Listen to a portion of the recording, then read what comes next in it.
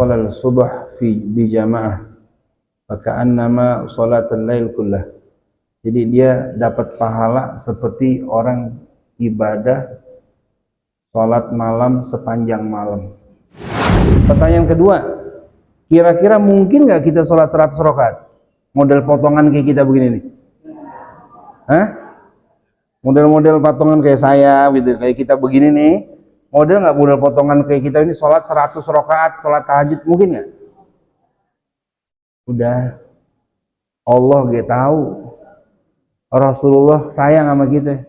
Makanya kata Nabi, sholat subuh berjamaah, ente dapat pahala seperti sholat sepanjang malam. Enak gak tuh? Enak gak? Makanya sahabat Nabi apalagi, habis perang belum selesai, baru juga selesai. Tangannya, kakinya masih ada panah, masih ada tombak. Azan ke masjid mereka. Masya Allah. Perang Uhud itu dalam surah Nabawiyah diceritain. Usai perang Uhud, selesai perang Uhud. Perang Uhud kita menang apa kalah?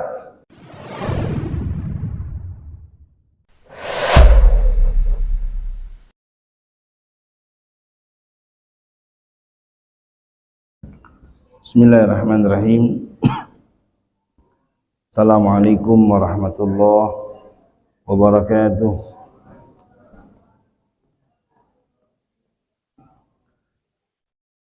Alhamdulillah. Asbahna wa asbahal mulku lillahi walhamdulillahi la syarikalah.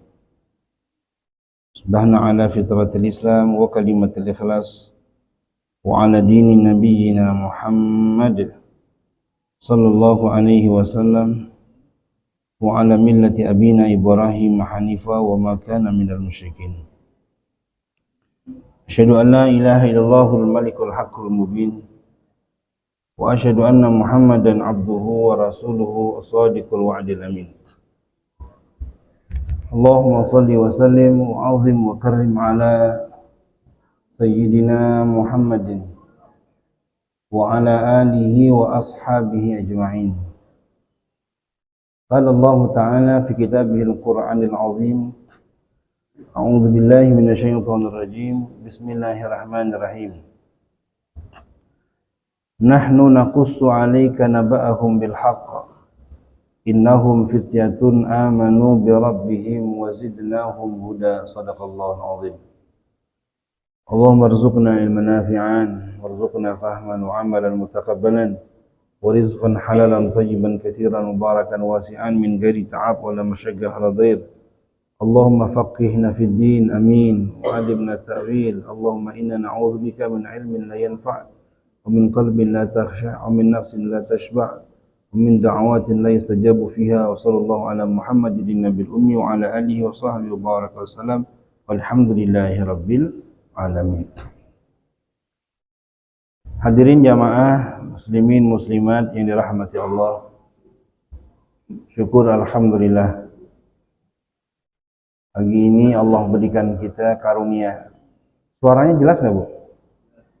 Ibu-ibu jelas suaranya? Bu? Bu? Jelas apa nggak suaranya? Masa ngomongnya begini? Jelas? Jelas begedek-gedek gitu sih? Jelas apa nggak Bu? Oh kan kurang jelas. Apa perlu saya deketin begini?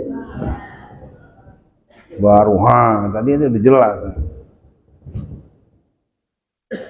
Alhamdulillah Allah berikan kita anugerah nikmat bisa ibadah salat subuh berjamaah di masjid. Alhamdulillah.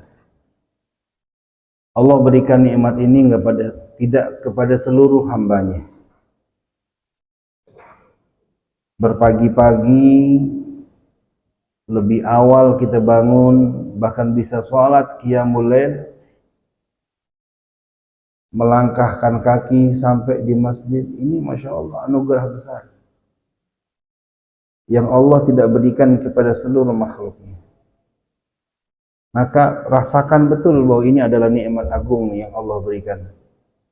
Subuh itu kita sholat subuh berjamaah kayak tadi nih. Man sholal subh bi jamaah faka'annama sholatul lail kullah. Jadi dia dapat pahala seperti orang ibadah sholat malam sepanjang malam. Masya Allah. Di sini kalau terawih berapa rakaat? 20. 20. Sholat terawihnya berapa? 20 sama witir 3 gitu ya. Nah, saya mau tanya, 20 rakaat itu biasanya berapa lama Bu sholat di sini? Bentar. Tergantung imam ya. Ambillah, kita ambil sejam gitu dah. Apa sejam? Sejam katakan. 20 rakaat 1 jam. Arti sholat sepanjang malam itu, yang namanya malam itu mulainya dari jam berapa Pak? Hah? Habis sisa? Habis maghrib. Ini kayaknya negara kita beda-beda apa gimana nih? Yang namanya malam itu dimulai min ghurubi syams, dari terbenamnya mata. Makanya anak TK udah diajarin bener tuh. Matahari terbenam. Hari mulai, emang mulai malam dari matahari terbenam. Matahari terbenam jam berapa? Katakan jam 6. 7, 8, 9, 10, 11, 12, 1, 2, 3, 4. Katakan subuh jam 4. Berapa jam berarti? Berapa jam berarti? 9 hatta 10 jam lah. Dikatakan 9 jam dah. 9 jam itu kalau sejam ini 20 rakaat. Berarti kalau 9 jam berapa rakaat? 180 rakaat, betul? Betul enggak? Anggap deh 100 rakaat, anggap 100 rakaat. Pertanyaannya, Bapak sama Ibu pernah nggak sholat 100 rakaat? Boro-boro ya. Pertanyaan kedua, kira-kira mungkin nggak kita sholat 100 rakaat? Model potongan kayak kita begini nih. Hah? Model-model potongan kayak saya gitu, kayak kita begini nih. Model nggak model potongan kayak kita ini sholat 100 rakaat, sholat tahajud, mungkin nggak? Udah. Allah gak tahu. Rasulullah sayang sama kita. Makanya kata Nabi, sholat subuh berjamaah, ente dapat pahala seperti sholat sepanjang malam. Enak gak tuh? Enak gak? Maka orang pintar dia mau ninggalin subuh berjamaah nggak? Mau nggak ninggalin subuh berjamaah? Nggak mau. Kenapa? Saking besarnya itu anugerah, Masya Allah. Jelas itu? Baik. Makanya pandangan manusia itu terhadap dunia ini beragam. Ibnu Abbas, qala Ibnu Abbas, innallaha ja'ala ad-dunya ala thalathati juz'in atau ala thalathati ajza'. Allah ini membagi dunia ini dalam pandangan manusia itu ada 3 model. Lil mu'min, lil munafik, lil kafir. Lil mu'min ad-dunya yatazawwad. Buat pandangan orang mukmin, dunia ini tempat untuk mencari bekal. Mencari apa? Dunia ini tempat untuk mereka mencari bekal. Semakin banyak bekal, semakin dia akan merasa nikmat, pede, bahagia kelak ketika dia dalam sebuah tempat atau tujuan yang memang dituju. Kita nih pengen umroh, udah bayar tuh, udah bayar tuh semuanya deh, hotel, bis dan sebagainya. Kira-kira walaupun udah bayar begitu, kita berangkat umroh perlu bekal nggak? Perlu nggak bawa duit? Udah nggak usah dah, kan udah dibayar semua sama travel. Ketar ketir nggak gitu? Ketar ketir apa nggak? Halo? Masih pada hidup ini? Hah? Ketar-ketir apa enggak kita? Ya Allah, ntar bagaimana ya? Ntar bagaimana ya? Ntar bagaimana? Begitu.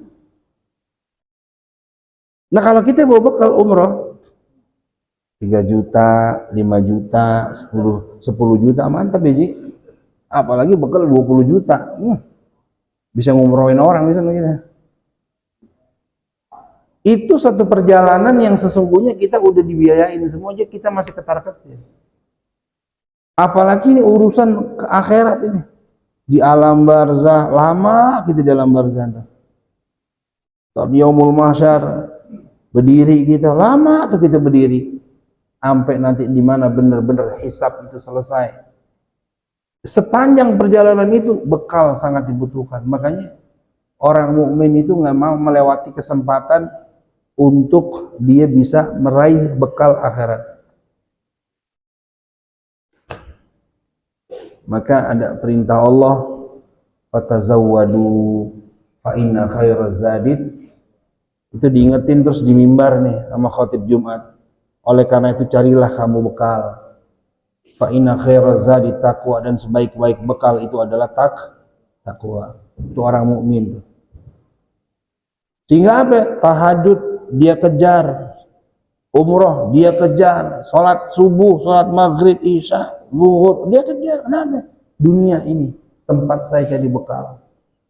Jangan sampai nanti begitu saya mati, saya nggak punya apa-apa. Di dalam barzah yang gelap, ukurannya kecil, saya ternyata nggak punya bekal sama sekali. Alhamdulillah. Itu orang mukmin pandangannya begitu.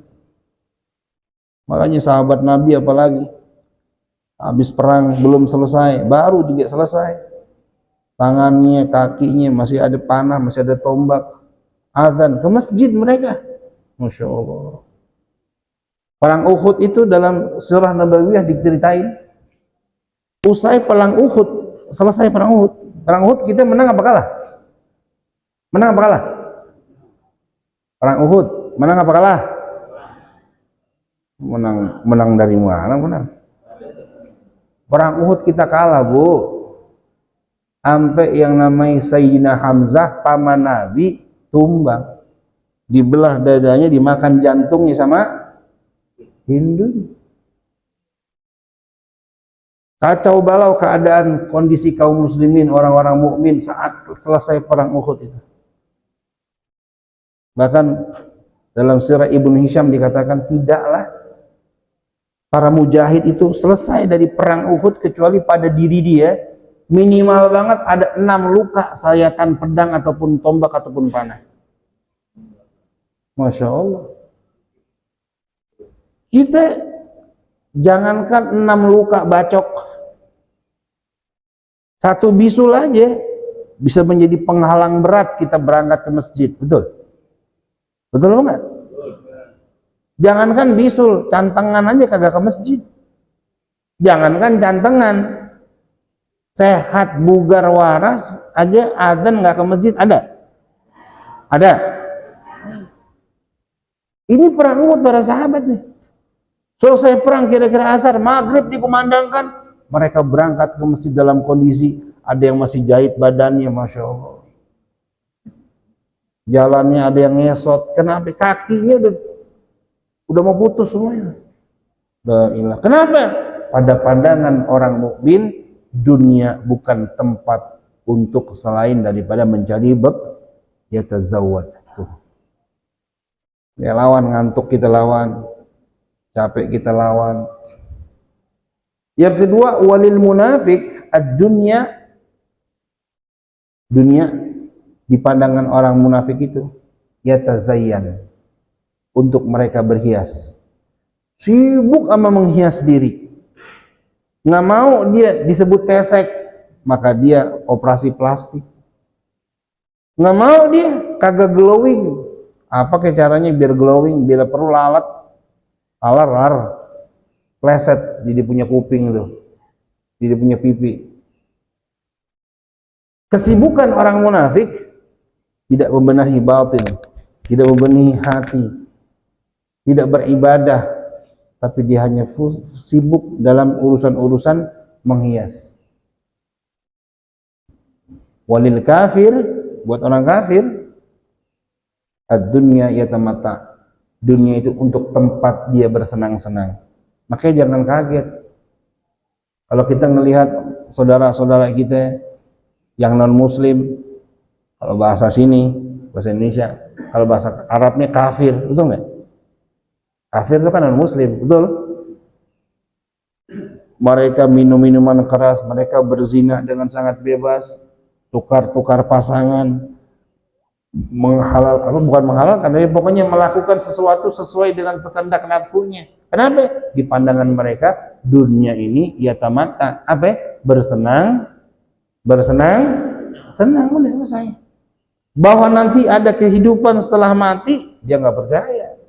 Hidup itu ya sekarang, nikmatin aja hidup lo. Mau ngapain? Bahkan sampai tua masih terus maksiat. Sebab apa? Di pandangan mereka dunia memang tempat untuk bersenang-senang. Pertanyaannya, apakah orang mukmin kemudian tidak boleh bersenang-senang dan berhias diri? Boleh, cuman tidak menjadi tujuan dalam hidup dia. Tujuan orang mukmin tuh tujuannya adalah negeri akhirat. Tujuannya adalah Allah. Ridha apa enggak Allah? Makanya dalam ilmu tasawuf, para ulama-ulama ahli thariqah selalu sebelum berzikir dia memantapkan hati, ilahi anta maqsudi, ya Allah engkaulah menjadi maksud tujuan saya, wa ridhaka, ridhamulah matlubi yang saya cari. Begitu. Mudah-mudahan Allah tetapkan iman di hati kita sampai akhir hayat kita, sehingga Allah menjadikan dengan hidayah tersebut semangat kita untuk menjadi bekal untuk kehidupan yang abadi. Baik,